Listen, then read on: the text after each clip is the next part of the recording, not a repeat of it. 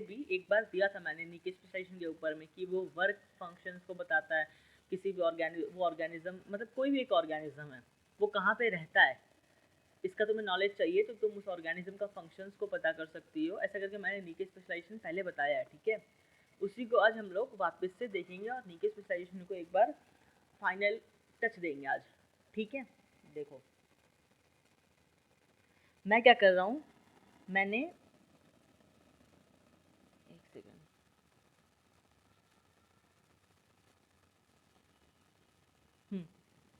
मैं क्या कर रहा हूँ, मैंने ये बनाया एक प्लॉट, ठीक है। इस प्लॉट में क्या होगा, बहुत सारे, मतलब एक लैंड है, लैंड में तो बहुत सारे स्पीशीज होंगे। देखो मैं ना क्या करता हूँ, इधर बहुत सारे स्पीशीज, एक स्पीशीज का मेंबर है बहुत सारा, ए ए ए ए ए मैंने बना दिया, ठीक है। एक ही स्पीशीज है क्योंकि अल्फ़ाबेट चेंज होता है तो स्पीशीज चेंज होता है, ठीक है। तो हम क्या कर रहे हैं, हमने एक पर्टिकुलर लैंड में एक ही स्पीशीज का जो नंबर था उसको बढ़ा दिया, ठीक है, ओके। तो मुझे बताओ, अगर इस लैंड का जो रिजर्व्स है, नेचुरल रिजर्व्स जो है भरा हुआ है, तो ये स्पीशीज फलेगी फूलेगी, वहाँ पे बायोलॉजिकली रिप्रोड्यूस करेगी, ठीक है, अपना बायोटिक पोटेंशियल दिखाएगी और इनका नंबर ये बढ़ाते जाएगी। एक पर्टिकुलर एरिया में क्या होगा, इनका नंबर बढ़ते जाएगा स्पीशीज का, ठीक है। जब स्पीशीज का नंबर बढ़ते जाएगा तो मुझे बताओ यहाँ पे क्या होने लगेगा, इंट्रा स्पेसिफिक कॉम्पिटिशन होने लगेगा, ठीक है। क्या होने लगेगा, intra specific competition, intra inter नहीं है, ठीक है, इंट्रा स्पेसिफिक कॉम्पिटिशन यहाँ पे देखने को हमें मिलेगा, ओके, बहुत बढ़िया। अच्छा, इसमें एक और चीज़ समझने का क्या है कि हम लोग ये नीके स्पेशलाइजेशन पढ़ क्यों रहे, सबसे इंपॉर्टेंट खुद से ये पूछने का होता है, वाई वी आर स्टडिंग नीके स्पेशलाइजेशन, बिकॉज हम लोग को ऑर्गेनिज्म का पॉपुलेशन डिस्ट्रीब्यूशन देखना है कि ऑर्गेनिज्म कहाँ पे रहता है, कौन सा ऑर्गेनिज्म कहाँ पे पाया जाता है, ठीक है। और हमें अपनी पुरानी क्लास की नॉलेज से इतना पता है कि ट्रॉपिकल रेन फॉरेस्ट जो होता है हाई स्पीसीज डाइवर्स रीजन होता है, ठीक है, वहाँ पे सारे स्पीशीज हम लोग को देखने को मिलेंगे। तो ट्रॉपिकल रेन फॉरेस्ट में अगर मुझे इतने सारे स्पीशीज देखने को मिल रहे हैं, हर एक स्पीशीज का क्या होगा, अपना अपना नीके होगा, अपना अपना वर्किंग लैंड होगा, ठीक है। अब क्योंकि ट्रॉपिकल रेन फॉरेस्ट का इन्वायरमेंट इतना अच्छा है कि वहाँ पे स्पीशीज का डाइवर्सिटी ऑटोमेटिकली बढ़ने लगेगा, हाई स्पीशीज डाइवर्सिटी रीजन है, तो यानी ट्रॉपिकल रेन फॉरेस्ट में इंट्रा स्पेसिफिक कॉम्पिटिशन भी हम लोग को बहुत देखने को मिलेगा। इस कंपटीशन को अवॉइड करने के लिए ये जो हमारे स्पीशीज़ के जो मेंबर है A1 A2 A3 सब मेंबर्स हैं, ठीक है, ये मेंबर्स क्या करेंगे, ये वर्ल्ड टूर पे निकल जाएंगे अलग अलग जगह पे घूमने के लिए, बिकॉज कंपटीशन क्या हो गया, बहुत ज़्यादा हो गया, ठीक है। तो ये लोग क्या करेंगे, दूसरी जगह कहाँ पे शिफ्ट हो जाएंगे, माइग्रेट कर जाएंगे, करेंगे कि नहीं करेंगे, A1 अलग अलग जगह चला गया, A3 अलग जगह चला गया, है ना, अलग अलग जगह पे ये लोग जो है मेंबर्स शिफ्ट करने लगेंगे। तो हम ऐसा कह सकते हैं कि इनका नीके क्या होने लगेगा, शिफ्ट होने लगेगा। समझ में आया, नीके मतलब क्या होता है, वर्क एरिया होता है, वर्क एरिया को हम क्या बोलते हैं, नीके बोलते हैं, ठीक है।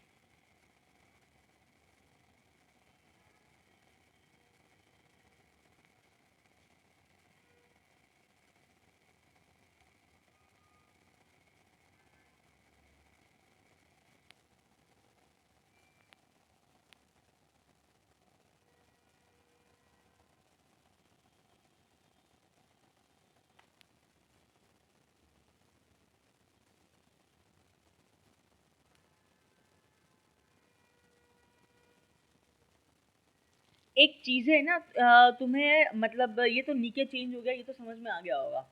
इसके बाद अगर हम और कंसेप्ट में अगर जाएं, क्या होता है मतलब नीके स्पेशलाइजेशन में, तो देखो क्योंकि इधर इंटर स्पेसिफिक कंपटीशन इतना बढ़ने लगा, तो ये जितने भी ऑर्गेनिजम्स है, मैंने जो तुम्हें इधर बनाया बताया ना कि ये अलग अलग जगह चला जाएगा, ये तो बिहेवियरल अडेप्टेशन है ना, ये क्या है, बिहेवियरल अडेप्टेशन है। बट हमने पढ़ा था बिहेवियरल अडेप्टेशन तो बाद में होता है, एसी चलाने से पहले इंसान खुद भी तो अपना बॉडी का टेम्परेचर को रेगुलेट करता है ना।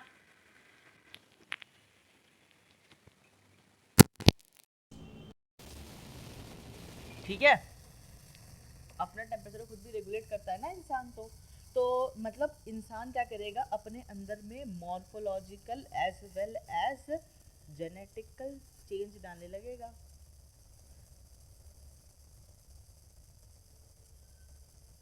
समझ में आ रहा है क्यों लाने लगेगा मॉर्फोलॉजिकल एंड जेनेटिकल चेंज? ऐसे फिजियोलॉजिकल चेंजेस होता है क्योंकि इंटर स्पेसिफिक कंपटीशन जब बढ़ेगा तो नेचुरल सिलेक्शन होगा। पता है डार्विन का थ्योरी था, नेचुरल सिलेक्शन में क्या होता है, सर्वाइवल ऑफ द फिटेस्ट होता है। जो सबसे ज़्यादा फिट है वही क्या होगा, सेलेक्ट होगा, बाकी क्या हो जाएंगे, डिसअपियर कर जाएंगे। तो ऐसे धीरे धीरे क्या होता है, एक इकोसिस्टम में, एक एरिया में एक तरह के स्पीसीज का नंबर बढ़ने लगता है। समझ में आया? और जो जेनेटिकली सुपीरियर होगा या मॉर्फोलॉजिकली सुपीरियर होगा यानी डोमिनेटिंग होगा वही सर्वाइव करेगा, और जो रिसेसिव होगा वो पिछड़ के बेकार हो जाएगा। और वही क्या करेगा, बाद में फ्लरिश करेगा जो जेनेटिकली सुपीरियर होगा। समझ में आ रहा है ये चीज़? तो इससे क्या होगा, कोई भी एक पर्टिकुलर, मान लो A4 है, A4 बहुत सुपीरियर है, तो धीरे धीरे क्या होगा, A4 का नंबर बढ़ने लगेगा। समझ में आया क्या ये चीज़? Is it all clear? लेकिन पहले जो पॉपुलेशन मेरे पास था उस पॉपुलेशन में था सिर्फ A, मतलब समझ के चलना। लेकिन धीरे धीरे इस इंट्रा स्पेसिफिक कॉम्पिटिशन बढ़ने लगेगा, and to minimise the consequences of intra specific competition different type of species tend to originate. तो इससे क्या होता है, स्पीसीज डाइवर्सिटी बढ़ने लगा। समझ में आया क्या? हम सबके एंसेस्टर तो एक ही है। Due to morphological as well as genetical adaptations हमें एक स्पीसीज डाइवर्सिटी में एक ही लैंड में अब अलग अलग प्रकार के जीव जंतु देखने को मिले। समझ में आया क्या ये चीज़? Is it all clear? ठीक है। क्यों ट्रॉपिकल रेन फॉरेस्ट में स्पीसीज डाइवर्सिटी ज़्यादा होती है, ये समझ में आया क्यों होती है? बताओ मेरे को, why species diversities are much more higher?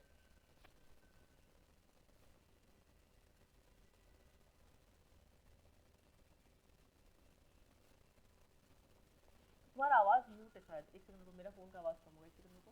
हाँ मेरा कम है, हाँ बोलो।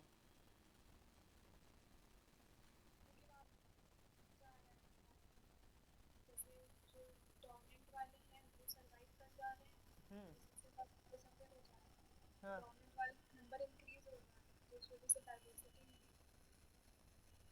बहुत बढ़िया। चलो एक और चीज़ देखने समझो। अब मैंने तुम्हें ना इसमें बहुत सारी ऐसी चीज़ें बता दी हैं जो तुम्हें अभी कंफ्यूजिंग लग सकता है, बट इस कंफ्यूजन को धीरे धीरे हम लोग अब ख़त्म करते हैं। ख़त्म कैसे करते हैं, मैंने तुम्हारे सामने दो एरिया लिया। एक लिया ट्रॉपिकल रेन फॉरेस्ट का एरिया, और दूसरा मैंने जो एरिया लिया उसका नाम है टेम्परेट टेम्परेट रीजन ले लो। ठीक है। मैंने तुम्हें लास्ट क्लास में ये बताया था कि ट्रॉपिकल रेन फॉरेस्ट का सॉइल इतना बढ़िया नहीं होता, लेकिन टेम्परेट रीजन का सॉइल बहुत बढ़िया होता है, ये मैंने बताया था, राइट? लेकिन मैंने ये बताया था सॉइल बढ़िया नहीं हुआ तो क्या हुआ, स्पीशीज डाइवर्सिटी बहुत ज़्यादा होता है। वाई? बिकॉज टेम्परेट रीजन्स में क्या होता है, तुम्हें सीजनल वेरिएशंस देखने को मिलेंगे। क्या देखने को मिलेगा? Seasonal variations. मतलब क्या है इसका? टेम्परेट रीजन मतलब होता है ठंडा, ठंडा देश है ना? ठंडा देश है। टेम्परेट मतलब तुम्हारा इंडिया का नॉर्थ वाला हिस्सा समझ लो, ठीक है, दिल्ली वाली साइड में नॉर्थ वाला हिस्सा है। तो वहाँ पे तुम्हें क्या देखने को मिलेगा, वहाँ पे ऑटम भी देखने को मिलेगा। ऑटम के बाद क्या आता है, विंटर आता है। विंटर के बाद क्या आता है, स्प्रिंग आता है। ये सब देखने को मिलेगा है ना, चेंजेस हम लोग को देखने को मिलते हैं ठंडे देशों में। ठंडे देशों में सीजन का वेरिएशन हम लोग को देखने को मिलता है। ठीक है। तो यहाँ पे जो ऑर्गेनिजम्स है ना टेम्परेट रीजन में, इनको क्या करना पड़ेगा, बार बार एक्स्टम्ड होना पड़ेगा। समझ में आ रहा है क्या ये चीज़? क्योंकि हर 3 महीने पे क्या होता है, सीजन चेंज हो जाता है।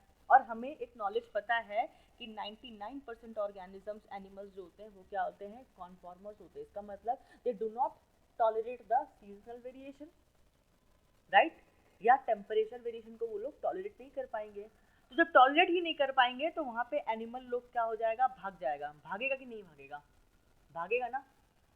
तो वहाँ का जो नीचे होगा वो बहुत हैवी एरिया में क्या हो जाएगा, स्प्रेड हो जाएगा।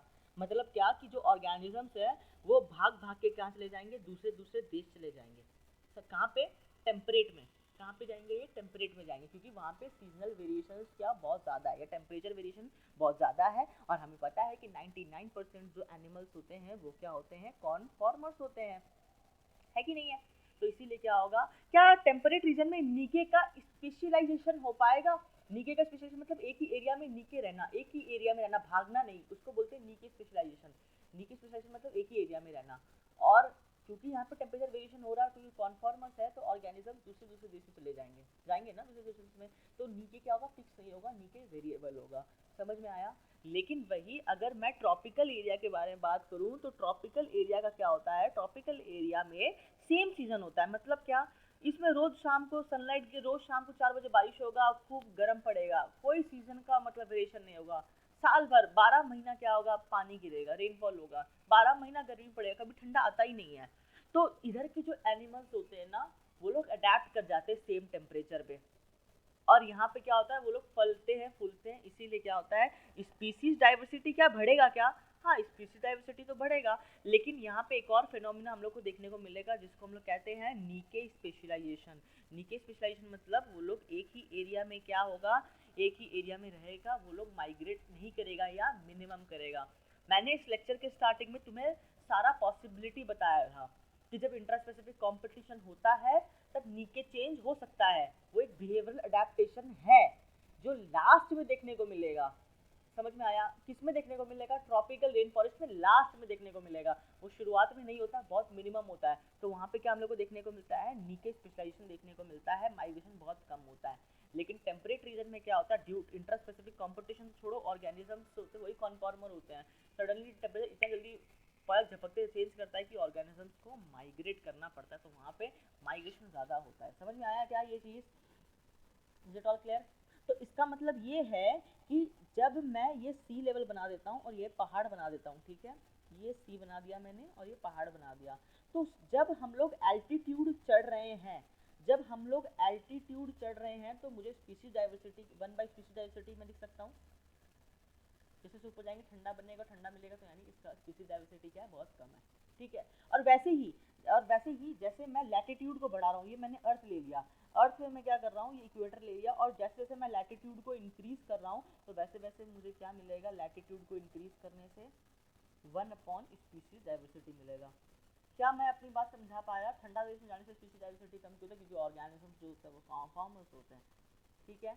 तो इसका मतलब क्या है, इसका मतलब ये है कि there is an effect of area on species diversity, है ना। यानी एरिया का क्या है, इफेक्ट है किसमें, स्पीसीज डाइवर्सिटी में। एरिया जो होता है वो स्पीसीज डाइवर्सिटी के डायरेक्टली प्रोपोर्शनल होता है, ठीक है। लोकेलिटी डिसाइड करता है स्पीसीज का डाइवर्सिटी कैसा होगा। जैसे जैसे ऊपर जाओगे, ऊपर वाले एरियाज में स्पीसीज डाइवर्सिटी कम मिलेगा, नीचे वाले एरियाज में स्पीसीज डाइवर्सिटी मिलेगा। एक और चीज, वो तो एल्टीट्यूड और लैटिट्यूड था, एरिया नहीं था। एरिया मतलब क्या हुआ, एरिया मतलब क्या हुआ, मैं तुम्हें अभी कुछ देर बाद समझाऊंगा। ये स्टेटमेंट मैंने, सॉरी, ये जो स्टेटमेंट, एक स्टेटमेंट लिख लो। स्टेटमेंट है effect of area on species diversity, क्या है, डायरेक्टली प्रोपोर्शनल है। कैसे डायरेक्टली प्रोपोर्शनल होता है एरिया स्पीसीज डाइवर्सिटी के, वो अभी मैं एक्सप्लेन करूंगा। ये एक स्टेटमेंट लिख लेना, ठीक है, अभी एक्सप्लेन करूंगा, अभी एक्सप्लेन किया नहीं मैंने, ठीक है। Effect of area on species diversity, देखो मैं क्या कर रहा हूँ, मैंने ना एक मैं अभी थोड़ा डायग्राम बड़ा बनेगा, ठीक है, छोटा छोटा करके, मतलब छोटा छोटा करके मैं बड़ा बड़ा बहुत सारा बॉक्स बनाऊंगा, तो उस तरह आपसे अरेंज कर लेना। मैंने ना एक छोटा सा प्लॉट लिया। जब मैं छोटा सा प्लॉट लूंगा, तो सपोज करो इसमें स्पीसीज आया ए बी बी, ये स्पीसीज के अंदर में आ गया, ठीक है। अब मैं क्या कर रहा हूँ, सपोज करो इसका लेंथ है 5 मीटर और ब्रेथ भी है 5 मीटर, ठीक है। तो कुल मिलाकर 4 ऑर्गेनिजम्स मुझे देखने को मिले। यानी अगर मैं 5 × 5 का एरिया ले लेता हूँ, तो मुझे 2 स्पीसीज देखने को मिले, कौन कौन से, ए एंड बी, ठीक है। लेकिन जैसे जैसे मैंने अब एरिया बढ़ा दिया, मुझे बताओ 5 मीटर की जगह अगर मैंने 10 कर दिया, तो क्या होगा, तब ये होगा, मुझे सपोज करो यहाँ पे ए बी भी तो था ही, लेकिन यहाँ पे सी भी मिल गया, डी भी मिल गया और ई भी मिल गया, ठीक है। ए तो था ही, ए 4 पे था, समझ में आ रहा होगा तुम्हें, उसका तो वो पर्टिकुलर नीचे है, ठीक है। और यहाँ पे जैसे जैसे मैंने एरिया बढ़ाया तो क्या होगा, यहाँ पे मुझे 5 स्पीसीज देखने को मिले। हो सकता है यहाँ पे डी हो सकता है यहाँ पे सी हो सकता है यहाँ पे ई हो, पर स्पीसीज तो 5 ही रहेंगे ना। कितने टाइप ऑफ स्पीसीज, 5 तरह के स्पीसीज मुझे देखने को मिलेंगे। फिर मैंने क्या किया, मैंने एरिया का जो लैंड है वो और बढ़ा दिया। अब मैंने क्या किया, 20-20 कर दिया। जब मैं 20-20 कर दूंगा तो सपोज करो मुझे कितना देखने को मिला 20-20 करने से 8, मतलब सपोज करो इस पूरे एरिया में अगर तुम्हें देखना चाहो तो यहाँ पे एफ आ गया, जी आ गया। क्योंकि अब तुम खुद बताओ ना, तुम कुछ समझो, तुम रहती हो फॉर एग्जाम्पल मैं रहता हूँ बड़ा बाजार में, बड़ा बाजार में कितना क्राउडिंग है, कितना क्राउडिंग है। लेकिन ऐसा छोड़ो, बड़ा बाजार एग्जाम्पल छोड़ो।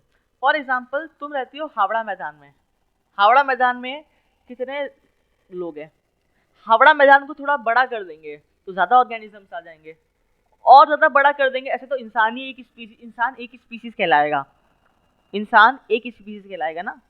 समझ में आ रहा है ये चीज़ मैं क्या बोल रहा हूँ, इंसान एक स्पीसीज कहलाएगा। चाहे तुम हावड़ा मैदान छोड़ उठाओ, तुम हावड़ा मैदान ले लो या बड़ा बाजार ले लो, बड़ा बाजार एग्जाम्पल बेस्ट रहेगा। बड़ा बाजार ले लिया, बड़ा बाजार में इंसान तुमको देखने को मिला, मैंने बड़ा बाजार को थोड़ा और बड़ा कर दिया। अब मैं उसमें ना पार्क स्ट्रीट सारा एरिया को इंक्लूड कर रहा हूँ, और उसमें दमदम वमदम इंक्लूड कर रहा हूँ। तो मतलब वहाँ पे वो भी एरिया आ जाएगा जहाँ पे पेट्स बिकते हैं, वो एरिया भी इंक्लूड हो जाएगा। तो इसका मतलब जैसे जैसे मैं एरिया बढ़ाते जा रहा हूँ मुझे अलग अलग तरह के स्पीसीज देखने को मिल रहे हैं। बड़ा बाजार में सिर्फ इंसान, कुत्ता, बिल्ली रहता था, 3 स्पीसीज रहता था, ठीक है। मैंने थोड़ा और एरिया बढ़ाया, थोड़ा हावड़ा वावड़ा कवर करने लगा एरिया, तो वहाँ पे गाय भैंस मिलने लगेगा, स्पीसीज का वो बढ़ने लगेगा। और बड़ा किया, थोड़ा और गंदा एरिया आया, एकदम रूरल एरिया टाइप का आया, तो वहाँ पे मुझे क्या देखने को मिलेगा, वहाँ पे मुझे पिग्स देखने को मिलेगा, क्रैब देखने को मिलेगा, स्नेक देखने को मिलेगा। तो ऐसे से मैं एरिया को बड़ा कर रहा हूँ, ऐसे से मैं लैंड को बड़ा कर रहा हूँ, ग्रासलैंड को बड़ा कर रहा हूँ, मुझे स्पीसीज ज़्यादा देखने को मिल रहा है। मानती हो कि नहीं मानती हो? मानती हो, मानना ही चाहिए, जाहिर सी बात है। अच्छा, इसका एक और चीज़ बता दो, जब मैंने एरिया को बड़ा कर दिया, फॉर एग्जांपल अब पूरे एरिया में मुझे क्या देखने को मिल रहा है, ए बी तो मिल ही सकता है ना। इंसान हावड़ा में भी रहेगा, इंसान तो कहीं भी रह सकता है ना। इंसान एक स्पीसीज हो सकता है वो इस पर्टिकुलर छोटे से 5x5 के एरिया में रहता हूँ, पर ये भी तो हो सकता है वो 20x20 के एरिया में रहता हूँ, ऐसा तो हो ही सकता है, इसमें तो कोई रिजिडिटी है ही नहीं। तो A B C D E कुछ भी ले लो, एफ जी, कुल मिलाकर 2 स्पीसीज, कुल मिलाकर इधर कितना हो गया, 8 स्पीसीज आ गया, ठीक है। क्लियर है ये चीज़? अब क्या कर रहा हूँ मैं जैसे जैसे अब वापस एरिया बढ़ाते जा रहा हूँ। अब मैं क्या कर रहा हूँ, 50-50 कर रहा हूँ। 10-20 खत्म, 20-20 के बाद मैंने किया 50-50 एरिया। तो जब मैंने 50-50 एरिया किया तो मुझे 10 स्पीसीज मिल गए, मतलब यहाँ पे 2 स्पीसीज और ऐड हो गए। मतलब सपोज करो जी तक तो था ही, एच आ गया, आई आ गया, ठीक है, आई जे, मतलब कुल मिलाकर 10 स्पीसीज मुझे देखने को मिल गए। लेकिन होगा क्या, जैसे जैसे मैं अब 50-50 के बाद मैंने और एरिया अगर बढ़ा दिया, 50-50 के बाद अगर मैंने एरिया बढ़ा दिया और 50-50 के बाद मैं ले आता हूँ 100x100 कर देता हूँ, 100x100, तभी भी मुझे 10 स्पीसीज ही देखने को मिलेगा, ठीक है। समझ में आ रहा है ये चीज़? तो मैंने क्या कहा, देखो इस डायग्राम को भले ही तुम बनाओ या मत बनाओ, लेकिन इसको ज़रूर बनाना है तुम्हें। ये एनसीईआरटी का डायग्राम है, एनसीईआरटी का डायग्राम नहीं, एनसीईआरटी का क्या है, ग्राफ है। वाई एक्सिस पे हम लिखते हैं नंबर ऑफ स्पीसीज और एक्स एक्सिस पे हम लिखते हैं एरिया, ठीक है। तो इसमें कंसेप्ट ये है ना, कंसेप्ट ये है कि जैसे जैसे मैंने एरिया को बढ़ाया मेरा नंबर ऑफ स्पीसीज बढ़ने लगेगा। देख रही हो, बोर्ड की तरफ देखो, लिखो मत, नोट्स बनाओ, एनसीईआरटी में बना हुआ है, पहले देख लो। जैसे जैसे मैं एरिया को बढ़ाते जा रहा हूँ मुझे नंबर ऑफ स्पीसीज ज़्यादा मिल रहा है, लेकिन एक सर्टेन एरिया आने के बाद नंबर ऑफ स्पीसीज क्या हो जाएगा, कांस्टेंट हो जाएगा। समझ में आया? जैसे फॉर एग्जांपल अगर मैं तुम्हारा बिल्डिंग ले लूँ, तुम्हारे बिल्डिंग में सिर्फ इंसान देखने को मिलेंगे, तुम्हारे बिल्डिंग में, तुम्हारे कॉम्प्लेक्स में सिर्फ क्या होगा, ह्यूमंस होंगे। लेकिन मैंने उससे थोड़ा और पूरा बड़ा एरिया ले लिया, हावड़ा मैदान ले लिया, तो उसमें पूरा एरिया में क्या आ जाएगा, कैट्स, डॉग्स, और फिर तुम्हें क्या देखने को मिलेगा, काऊ वाऊ सब देखने को मिलेगा, ठीक है।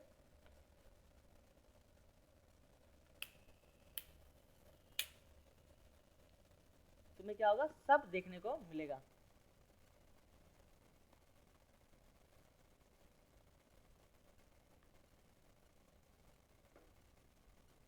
हाँ, तो अभी क्या किया मैंने, एरिया को और बड़ा कर दिया। अब मैं हावड़ा मैदान को छोड़ के अगर हावड़ा ले भी लूँ या ज़्यादा से ज़्यादा मैं पूरे वेस्ट बंगाल को भी ले लूँ, तो स्पीसीज जो है वो ज़्यादा थोड़े बढ़ेंगे। तुम खुद बताओ, अगर बंगाल में स्नेक पाया जाता तो ठीक है, मानता हूँ एक आध स्पीसीज अगर कोई बढ़ गया तो बढ़ गया, लेकिन एक फिक्स एरिया बढ़ने के बाद स्पीसीज भी तो कांस्टेंट ही हो जाएंगे ना। तुमको फिर क्या मिलेंगे पूरे बंगाल में, इंसान, कीड़ा मकोड़ा, जानवर, यही तो मिलेगा। स्पीसीज थोड़ी, ऐसा थोड़ी है कि एक अलग ही स्पीसीज मिल गया। तुम जैसे जैसे एरिया बढ़ाते जा रही हो वैसे वैसे वो स्पीसीज बढ़ते रहेगा, ऐसा तो है नहीं। तुम पूरे वर्ल्ड में तो स्पीसीज कांस्टेंट है ना, समझ में आ रहा है ये चीज़।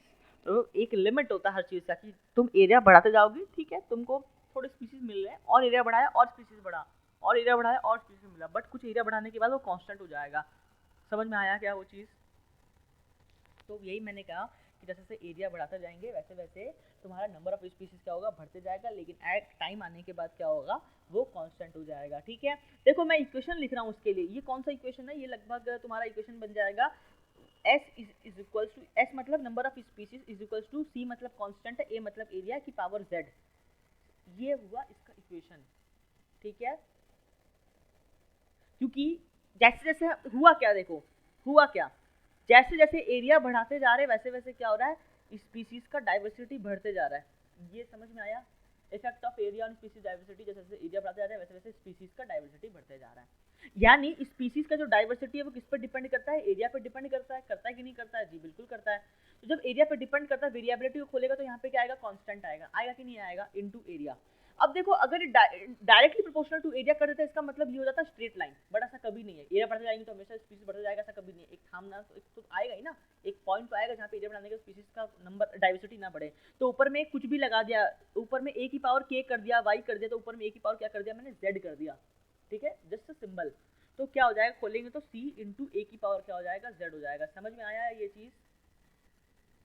जैसे हम लोग क्या करते हैं, हम लोग है ना, पैराबोला क्या होता है, पैराबोला सपोज करो ये एक पैराबोला का ग्राफ है, ठीक है, तो इसमें हम लोग क्या करते हैं, इसमें जैसे जैसे हम लोग इसको बढ़ा रहे होते हैं एक्स को, तो वाई में क्या हो रहा है, देखो हल्का सा एक्स में चेंज हुआ, वाई में कितना ट्रेमेंडस चेंज हो गया। तो वाई प्रोपोर्शनल टू एक्स अगर करते हैं तो ये ग्राफ जो होता है वो स्ट्रेट लाइन बन जाता है, Y equal to M X वाला। लेकिन हमने क्या किया, x की पावर 2 कर दी, पहले इसको एनालाइज किया, x की पावर 2, इसका मतलब क्या हुआ कि y का जो चेंज है, अगर x में हल्का से चेंज करने से y का चेंज क्या हो रहा है, डबल हो जा रहा है। तो ऊपर में मैंने कुछ एडजस्ट किया ना इस ग्राफ को सेटिस्फाई करने के लिए, तो वैसे ही हम यहाँ पे भी क्या कर रहे हैं, कुछ एडजस्ट कर रहे हैं ताकि हम इस ग्राफ का इक्वेशन बना ले, और इसका इक्वेशन क्या आएगा, s is equal to c into A की पावर z। समझ में आया? लेकिन अगर मैं लॉग ले लूँ, मुझे बताओ लॉग, इसको अगर लॉग कर दूँ बोथ साइड में, तो लॉग s क्या हो जाएगा, लॉग एस क्या हो जाएगा, log C plus Z log A, यही तो होगा अगर लॉग एरिथम तुम्हें आता है तो ये क्या बन गया तुम्हारा, यानी लॉग एस और लॉग ए के बीच में कौन सा ग्राफ बनेगा, लॉग एस का और लॉग ए का कौन सा ग्राफ बनेगा, मुझे बताओ, स्ट्रेट लाइन बनेगा। समझ में आया क्या, ऐसे स्ट्रेट लाइन बनेगा। ओके, तो इसका क्या बनेगा, स्ट्रेट लाइन ऐसे बनेगा, मतलब log s equal to log c z log a का जो ग्राफ बनेगा वो कैसा बनेगा, स्ट्रेट लाइन बनेगा। ठीक है, ओरिजिन से मत टच करवाना क्योंकि c है कुछ ना कुछ, ठीक है, ऐसे बना देना। ठीक है, is it clear, straight line बना। इसको मतलब देखो व्हाट इज z, एग्जाम में क्वेश्चन आया इसमें, ये z क्या है, व्हाट इज z, z जो है वो क्या है बता सकती हो, उसको हम लोग क्या बोलेंगे, y equal to M X plus C, जानती हो, log s क्या हो गया, y हो गया, log a क्या हो गया, x हो गया, तो z क्या हो गया, m हो गया ना। तो z को क्या बोलेंगे, स्लोप ऑफ लाइन, क्या बोलेंगे, स्लोप ऑफ लाइन। ये क्या है, स्लोप है, स्लोप ये बताता है कि ये कितना बेंड किया हुआ है या कितना स्टीप है लाइन, ये बताता है ना स्लोप। तो ये जो z है इसको हम लोग क्या बोलते हैं, रिग्रेशन कांस्टेंट, रिग्रेशन कांस्टेंट। इसका मतलब z का वैल्यू जितना ज़्यादा होगा उतना ज़्यादा क्या होगा, रिग्रेशन होगा, मतलब उतना ही जल्दी वो ग्राफ सैचुरेट हो जाएगा, अटेंड हो जाएगा। समझ में आ गया ये चीज़, रिग्रेशन कांस्टेंट है ना, बिकॉज अगर मैं z का वैल्यू बढ़ा दूँ, मान लो s is equal to c into A की पावर z का वैल्यू 1 की जगह अगर मैं 10 कर दूँ, तो मतलब a में हल्का सा चेंज करते ही स्पीशीज डाइवर्सिटी क्या हो जाएगा, मैक्सिमम हो जाएगा। समझ में आया? तो ये क्या बताता है, रिग्रेशन कांस्टेंट है ये। ठीक है, यानी स्लोप बढ़ाने से क्या मिलेगा मुझे, स्लोप अगर कोई दो इकोसिस्टम को कंपेयर करना है, ठीक है, एक इकोसिस्टम में ये दिया हुआ है और दूसरे वाले इकोसिस्टम में ये ग्रीन कलर का दिया हुआ है, दो इकोसिस्टम है, रेड है ए और ग्रीन वाला जो है बी है, मुझे बताओ किसका डाइवर्सिटी सबसे ज्यादा होगा, सोच के बताओ। सुना ही नहीं दिया, म्यूट है तुम्हारा। इस केस में डाइवर्सिटी स्लोप बढ़ा है, हाँ ए का ज़्यादा होगा। गलत, बी का ज्यादा होगा ना, बिकॉज कम ही एरिया में देखो क्या हुआ, कम ही एरिया में क्या हो गया, मैक्सिमम स्पीशीज डाइवर्सिटी देखने को मिला। समझ में आया क्या? अरे देखो मैंने क्या बताया था, वो अच्छे से समझो, अच्छे से समझो। मैंने बताया log s is equal to log z plus, sorry log क्या था, c plus z log a, ये था। तो अगर मैंने स्लोप को बढ़ा दिया, स्लोप बढ़ाना मतलब क्या हुआ, स्लोप बढ़ाना मतलब ये हुआ कि कम log a में ही सेम log s क्या हो जाएगा, मिल जाएगा। क्योंकि मैंने z को 1 की जगह, पहले 1 था, अब 1 की जगह इस z को मैंने क्या कर दिया, सपोज करो 10 कर दिया, तो कम a का वैल्यू पे ही मुझे सेम s मिल जाएगा ना। तो मतलब कम एरिया में मुझे क्या मिल जाएगा, high number of species diversity मिल जाएगी। समझ में आया क्या ये चीज? कम प्लॉट में ही सबसे ज्यादा स्पीसीज का मिलना क्या होगा, उसका स्पीसीज डाइवर्सिटी सबसे ज्यादा होगा। यानी स्लोप जितना ज्यादा बढ़ाएंगे डाइवर्सिटी क्या होगा, बढ़ेगा। समझ में आया? ये आता है नीट में, ठीक है। स्लोप बढ़ाने से क्या होता है, डाइवर्सिटी बढ़ता है, ठीक है। ग्राफ जितना स्टीपर होगा उतने ज्यादा क्या होगा, डाइवर्सिटी होगा। समझ में आया? तो देखो जैसे कि मतलब क्या है इसका, कि अगर मुझे इकोसिस्टम में, जैसे मैंने, यानी जब मैंने लेफ्टवर्ड ग्राफ को मैंने जब लेफ्ट की तरफ शिफ्ट किया तो मुझे क्या मिला, मुझे क्या मिला, जब ग्राफ को लेफ्ट की तरफ शिफ्ट किया स्पीसीज डाइवर्सिटी ज्यादा मिला। मोर इसका z का वैल्यू, मतलब दो ग्राफ में कंपैरिजन करेगा, बोलेगा इसका z1 है और a का जो है उसका z2 है, तो मैं पूछेगा किसका z ज्यादा है, a का ज्यादा है कि b का ज्यादा है, आंसर क्या आएगा, b का z ज्यादा है, यानी z1 is greater than z2 है, ठीक है। समझ में आया? तो अगर z का वैल्यू z2 क्या है, कम है, ये क्या है, लेस स्टीपर है ना, लेस स्टीपर है, यानी इंक्रीज एरिया में डाइवर्सिटी क्या है, कम है, ठीक है। क्लियर है ये चीज? चलो बहुत बढ़िया, म्यूट कर देना। हाँ, यानी in larger areas when there is less diversity, in larger areas when there is less diversity the z will be less steeper या the graph will be less steeper, ठीक है। तो इसमें जो ये जो a वाला है ना, ये टेम्परेट रीजन है और b क्या है, ट्रॉपिकल रीजन है। समझ में आया ये चीज? क्लियर है ये चीज? तो ये किसके बीच का रिलेशनशिप है, एरिया और स्पीसीज के बीच का रिलेशनशिप है। किसका रिलेशनशिप है, एरिया और स्पीसीज का। बोर्ड्स में आता है ये स्पीसीज एरिया रिलेशनशिप को हम लोग क्या बोलते हैं, स्पीसीज एरिया रिलेशनशिप को क्या बोलते हैं, स्पीशीज एरिया रिलेशनशिप को हम लोग बोलते हैं अलेक्जेंडर वॉन हम्बल्ट। नीट 2018 का क्वेश्चन है, अलेक्जेंडर वॉन हम्बल्ट ग्राफ में species directly proportional to area, inversely proportional to area, क्या था उसमें ऑप्शन गया था कि जैसे जैसे हम लोग एरिया बढ़ाते जाते हैं स्पीसीज डाइवर्सिटी बढ़ता जाता है, लेकिन एक टाइम आने के बाद स्पीसीज डाइवर्सिटी जो होती है वो कांस्टेंट हो जाती है, उसका आंसर वो गया था। इसको हम लोग क्या बोलते हैं, अलेक्जेंडर वॉन हम्बल्ट ग्राफ बोलते हैं। नीट में एनसीईआरटी में लिखा हुआ है नाम, ये अलेक्जेंडर वॉन हम्बल्ट। वेरी वेरी, अगर 4 साइंटिस्ट में दूसरा साइंटिस्ट यहाँ पे मैंने तुम्हें बता दिया जो याद करना है। मैं 4 साइंटिस्ट का पूरी इकोलॉजी में नाम बताऊंगा। एक तो पहले बता दिया था मैंने, ये दूसरा मैंने बताया है अलेक्जेंडर वॉन हम्बल्ट, ठीक है। अलेक्जेंडर वॉन हम्बल्ट, जिसके बारे में याद करना है, जो डेटा मैं बताऊंगा उसको याद करना है। सिर्फ 4 साइंटिस्ट का नाम याद कराऊंगा। दूसरा है अलेक्जेंडर वॉन हम्बल्ट का ये ग्राफ है। समझ में आ गया ये चीज? पूछता है, ठीक है।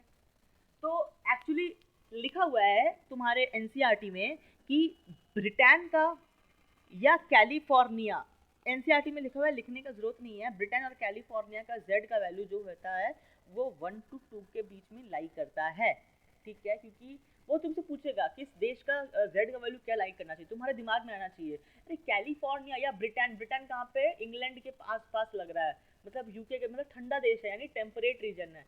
टेम्परेट रीजन है तो ग्राफ जो z होगा वो कम होगा, ठीक है। It is clear? ओके, तो 0.1 से 0.2 होता है, ठीक है। 0.1 से 0.2 के बीच में z लाई करता है, 0.1 से 0.2, और z का वैल्यू 1.15 होता है ट्रॉपिकल एरिया के लिए। तो खैर ये सब एनसीईआरटी का है, मेरे साथ तो पूछेगा नहीं। z का वैल्यू बढ़ा देंगे, यानी स्लोप को अगर बढ़ा देंगे, स्पीसीज एरिया ग्राफ बहुत स्टीपर हो जाएगा, स्पीसीज डाइवर्सिटी जो होगा वो बहुत ज़्यादा हो जाएगा।